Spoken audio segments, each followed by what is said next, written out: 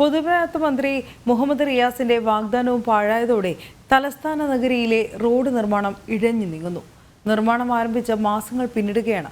ആസൂത്രണത്തിലെ പാളിച്ചയും നിർമ്മാണ പ്രവൃത്തികളിലെ പരിചയക്കുറവും കാരണം ഗതാഗതക്കുരുക്കിൽ വലയുകയാണ് തലസ്ഥാനത്തെ നഗരവാസികൾ.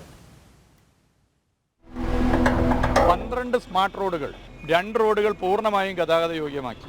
മറ്റ് 10 റോഡുകൾ മാർച്ച് മാസം 31 മുമ്പ് ഗതാഗത യോഗ്യമാക്കും. അതിൽ 13 റോഡുകളിലെ BC പ്രവൃത്തി പൂർത്തിയാക്കി. ഇപ്പോൾ വാഹനങ്ങൾ അതിൽ പോയിക്കൊണ്ടിരിക്കുകയാണ്. ഒക്കെ സമയബന്ധിതമായിട്ടാണ് പൂർത്തിയാക്കിയത്. സമയബന്ധിതം അല്ല, സമയത്തിൻ്റെ ഇത്തിരി മുമ്പ് പൂർത്തിയാക്കി. മാനവീയ മോഡൽ ആക്കാനാണ് ഉദ്ദേശിക്കുന്നത്. അപ്പോൾ ഇത് റോഡ് പ്രവൃത്തി കഴിഞ്ഞ് ബ്യൂട്ടിഫിക്കേഷൻ പ്രവൃത്തി നടത്തും. അപ്പോൾ നിങ്ങൾക്കൊക്കെ വളരെ സന്തോഷമായിരിക്കും, എല്ലാവർക്കും, നാട്ടിലുള്ള എല്ലാവർക്കും. തലസ്ഥാനത്തിന്റെ നഗരവീഥികളെ മാനവീയത്തിന് സമാനമായി ഉയർത്തുമെന്നാണ് മന്ത്രി അന്ന് പറഞ്ഞത്. വേഗത്തിൽ നിർമ്മാണ പ്രവൃത്തികൾ പൂർത്തിയാക്കി മാർച്ച് 12 പൊതുജനങ്ങൾക്കായി സഞ്ചാരയോഗ്യമാക്കുമെന്നും മന്ത്രി അറിയിച്ചു. എന്നാൽ പ്രഖ്യാപനം നടന്ന മാസങ്ങൾ പിന്നിടുമ്പോഴും റോഡ് നിർമ്മാണം എങ്ങുമെത്തിയില്ല.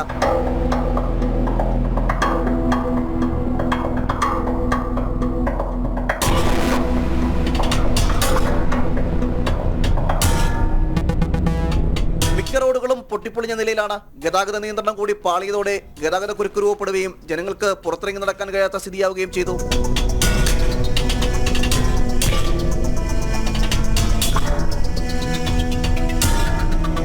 ഇന്നലെ രാത്രിയോടുകൂടി ഇവർ ഒരു മെയിൻ വാൽവിലെ ഇത് ലീക്ക് അവർ റെക്ടിഫൈ ചെയ്തതാണ്. അത് റെക്ടിഫൈ ചെയ്ത ഉടനെ തന്നെ തൊട്ടടുത്തുള്ള ലൈനും പൊട്ടിയിട്ടുണ്ട്. വെള്ളം ധാരാളം കണ്ടില്ലേ, ഈ വലിയൊരു കുഴി നിറച്ച് വെള്ളം വന്ന് ഇത്രയും വെള്ളം വേസ്റ്റേജാണ്.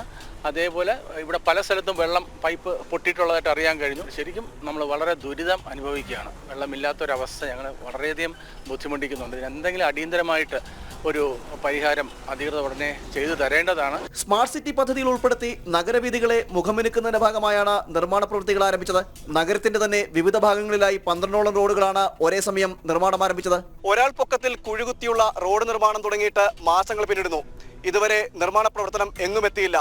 ഒരേ സമയം നിരവധി റോഡുകളുടെ നിർമ്മാണം തുടങ്ങിയതും നിർമ്മാണ പ്രവൃത്തിയിലെ അശാസ്ത്രീയതയാണ് ഇത്തരത്തിൽ ജനജീവിതം ദുസ്സഹമാകാനുള്ള കാരണം. അനന്തുനൊപ്പം പ്രശാന്ത് ശങ്കരമംഗലത്ത്, ജനം, തിരുവനന്തപുരം.